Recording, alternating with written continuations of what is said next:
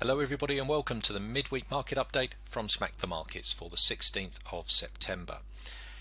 So as we move into the second half of the week, we've got a little bit more news coming through on the usual data slates. So today I think with the biggest news event we have is the Fed interest rate decision at 7 o'clock UK time. That's this evening UK time, with the FOMC statement 30 minutes later at 7:30. There's not expected to be any major change to sort of current sort of direction or current sort of rates.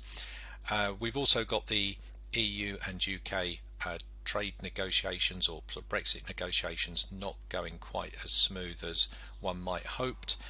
So that obviously having some sort of impact on the Great British Pound at the moment.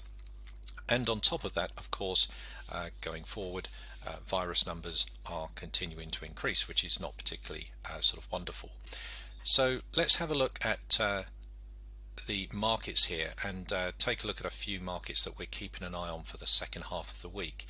Now, one question I think that's been on a lot of traders' lips has been the Nasdaq here, the tech-heavy Nasdaq. Are tech stocks going to continue to test their all-time highs, or is this about to sort of roll over? And certainly looking at sort of current price action after the sell-off back into 11,000 here, markets are starting to show signs of significant sort of bullish activity. And if we take a look at this on the lower time frames, you'll start to see that we've got some levels in here where we could start to see potential resistance. If that gets taken out, then we might start to see some continuation to the long side.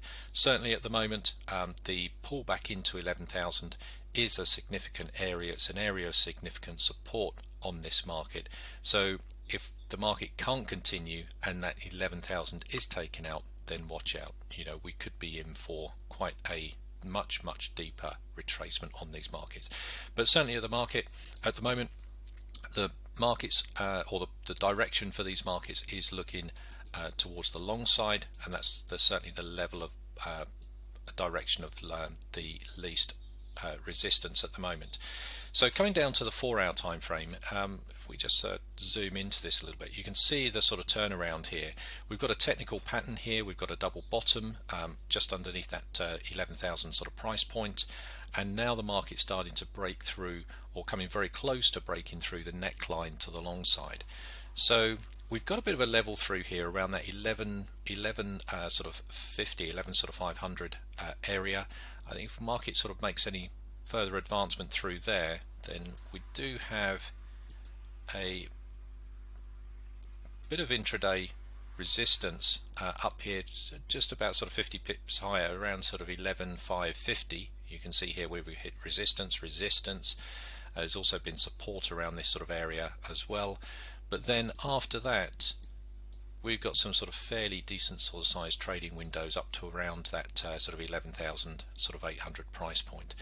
So trend direction at the moment clearly to the long side. We're keeping an eye on these levels here. If these structures sort of get taken out, that's a significant sign of strength in these markets, and we could start to look for opportunities within these sort of trading windows to the long side. Now, if we come and take a look at the commodity front at the moment, Fergal spoke about oil on Monday. Oil was looking sort of quite bearish at the time, but the storms and the hurricanes in the US have shut down many of the oil production in that part of the world, and that's put pressure on higher oil prices. And as we can see now, oil is now sort of moving back above that key $39 level, and getting above here. Well, there's a bit of a trading window up here towards that next sort of price point, which brings it up to around that sort of 41.60 sort of area. So at the moment, our sort of bias has now sort of switched from the short side more to intraday opportunities on the long side, and some of the lower time frame trends are starting to move sort of quite nicely. Now, if we stay on the oil or on the commodity front, other markets that I think also are worthwhile keeping an eye on are the metals. Now, these metals, particularly gold and silver, we're liking these to the long side. We have done for a while. We had a trade on gold yesterday, in fact, and again, we're continuing to look for new opportunities here on these metal markets. The gold here, similar to silver, has broken out to the long side out of a consolidation phase, and starting to look sort of rather bullish. In the near term, we're looking for that 2000 sort of price point in the near term. Now, coming over to the currency markets, one of the big themes that we have in the currency markets at the moment is the weakness in the US dollar. Now, the dollar has been declining sort of pretty heavily since the abundance of stimulus that's been printed in the US, and you can see the sort of evidence here really sort of seeping through into markets like the yen. Now, the yen has not been one of the best trending dollar related markets, because it's been sort of closely, or the strength and weaknesses have been closely related on these markets.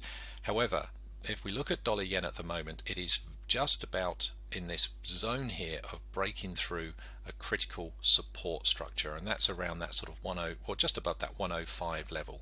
You can see if we zoom back out of this that 105 or just above 105 has been quite a critical point for a long time, and the general sort of trend here is to the short side.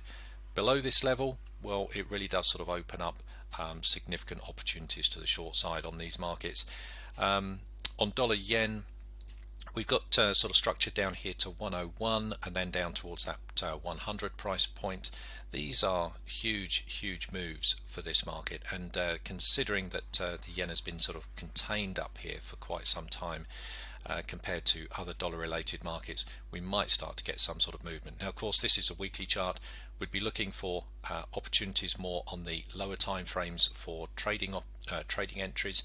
Even if we start to come down to the 4-hour time frame here, you can start to see that we've got as the market's breaking through these levels into new trading windows, there's some fairly sort of decent size movement to the short side. There's not really an awful lot of support structures in the way. So again, looking at dollar weakness as a theme to continue, and dollar yen is one of the markets that we're quite liking at the moment to take advantage of that. So there's a few markets there that we're keeping a close eye on going into the second half of the week. I certainly hope it helps, and look forward to speaking to you next time. Bye for now.